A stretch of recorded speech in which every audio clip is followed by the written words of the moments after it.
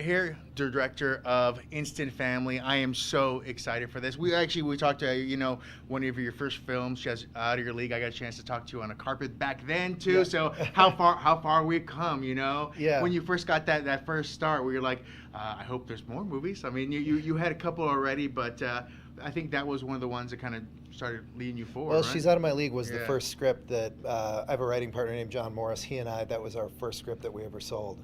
So that was a big deal for us. That's kind of how our career got going, and now here we are. Yeah. I actually got a chance to watch the featurette on the Real Life Family, which is you, on how you write this. Yeah. There's so much that came into me because this is very heartwarming film. Like I didn't expect that almost because Daddy's Home is great and there's heartwarming moments too, but there's almost like a loss or something that needs to be filled in this, and it's kind of interesting when you went and tried to find the kids to encapsulate, I guess, your family. What did you look for? We just mostly looked for their heart. We looked for when you see Gustavo, who plays Juan, that kid's got so much heart, even in his eyes. And Juliana, who played Lita, was, even though she's rambunctious and crazy and everything, you just take one look at her and you can just tell that she's a sweetheart and she's a good kid, and she is. And then Isabella, you can't say enough about. She's fantastic in everything that she's in. So we really scored when we got Isabella for Lizzie because she brings so much to the role and so much depth. Now, I worked with Mark before. We know that for sure. But this is your first time with Rose, correct? Yeah. So what was it like working with Rose in this? Yeah. Amazing experience with Rose. I mean, first, she's just a really cool person to work with, but she was just constantly knocking us out with how funny she is, and just even in places where we didn't expect to get a laugh here or there, or a moment that we thought would be kind of funny, and then Rose would do her thing with it and just make it so much funnier. But at the same time, still handling the weight of the more dramatic moments. Now, this was my favorite dad role for Mark Wahlberg because he's played the cool dad, the dad that kind of comes in and tries to fix. But this was like he became the most dad I think possible in this film. Did you see a little difference in his dad in this film? Yeah, because I think, as Mark's a dad himself, I'm a dad. I think that we're all trying to do the best we can. It's not easy for any of us, and I think it's important to us. So, and I know it's important to Mark. So I think that's what he was channeling, was just that guy who really wants to do a good job with this, but man, it's hard. One of the things that I love about this film is, there's comedy and heart, and it kind of interspersed throughout. But I'm sure there were much harder levels for you when it came to fostering. Because I mean, this is something someone sees this and they think, "Well, I want to be a foster." But there is more to it than just watching the movie and saying, "I want to do it." Like you have to really be that person, right? Well, yes and no. I mean, that's kind of the message of the movie, is that you don't really have to be that person. If you have a desire to have kids, to love kids, the same desire that biological parents have, that's really all you need. I mean, my family, my kids are all adopted out of foster care. We're the most normal, boring family in the world, and we just like every other family, we love our kids more than we can even express, and we have our highs and our lows, and just like any other family. So no, I don't think you do have to be special or be that person. I think you have to be maybe the kind of person who is willing to do things a little bit differently, and yeah, sorry. No, it's okay. And it's personal too. And so there's there's probably emotions and things that Oh are yeah, running no, I through can you. talk about this stuff all day. No, so I gotta. no, and that's Yeah. amazing. And that's the thing too. When you adopt, you are including them, but they're including you too, because it's not from zero. It's not a baby.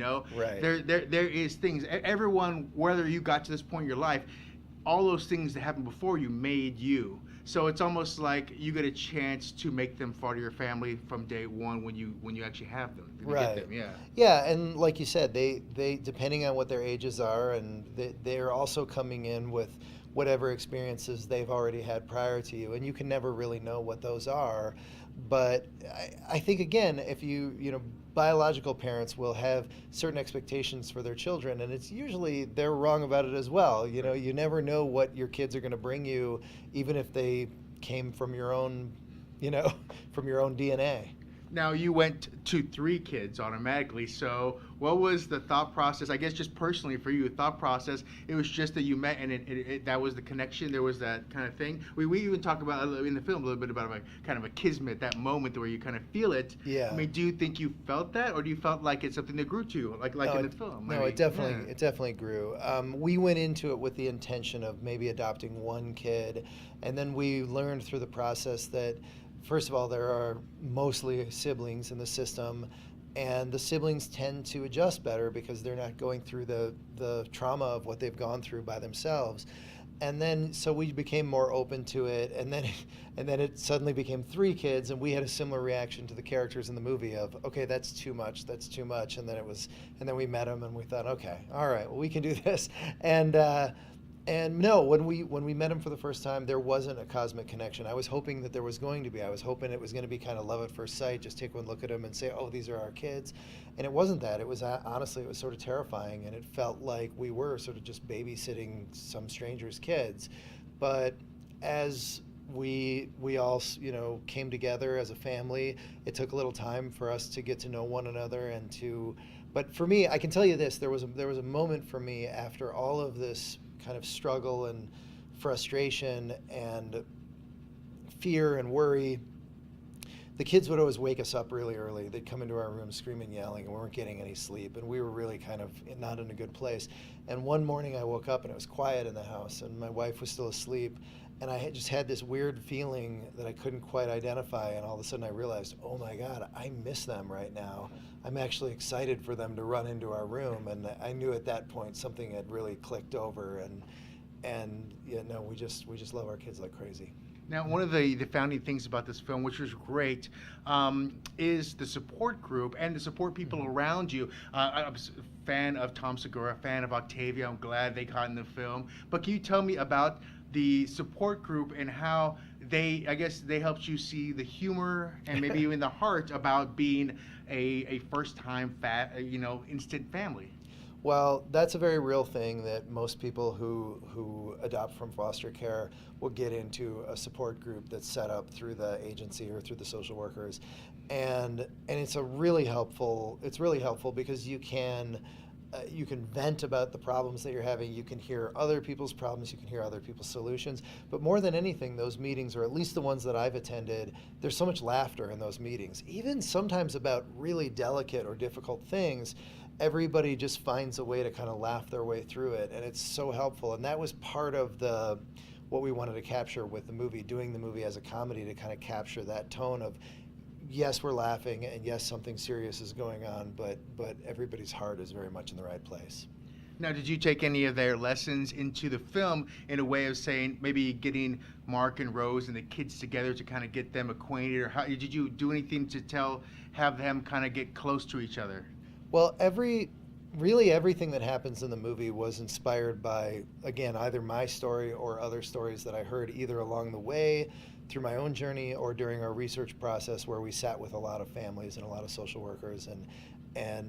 So yeah, every bit of what you see, whether it be in the groups or the way that Mark and the kids come together, it's all based in a lot of reality. No, I mean, as a director, did you get a chance? Did you have them do some team building exercises, I guess, to get together and become a family unit in some way, or did you want them to start off a little awkward at first? We did. Well, what we did is we got Mark and Rose together in our rehearsal period. We got Mark and Rose together a little bit. We worked with the kids a lot, and we had the kids really become a tight unit. But we didn't really combine all of them all that much until we got into the movie, because we wanted there to be that kind of awkwardness and that lack of familiarity. Right. Well, we love the film. I thought it was fantastic. Oh, I saw many people around me crying, so that's a thing too. So that's up there, which is important, especially this time of year, the Oscar season. You tend to have a lot of criers out there, so they're ready for emotion. I feel that this is a great family film altogether too. So I have to ask, since we had a Daddy's Home and a Daddy's Home 2, is there a chance of an Instant Family 2 by chance? I can't even think that far ahead right now. We're moving toward the movie opening, and we'll answer that later. I got you. Well, luckily kids grow up and parents just stay along, so we'll never know. We'll see what happens for sure. Yeah, well, thank you very much, sir. It was a pleasure, and we look forward to seeing the film and all the people watching in theater. All right, thank you. Thank you.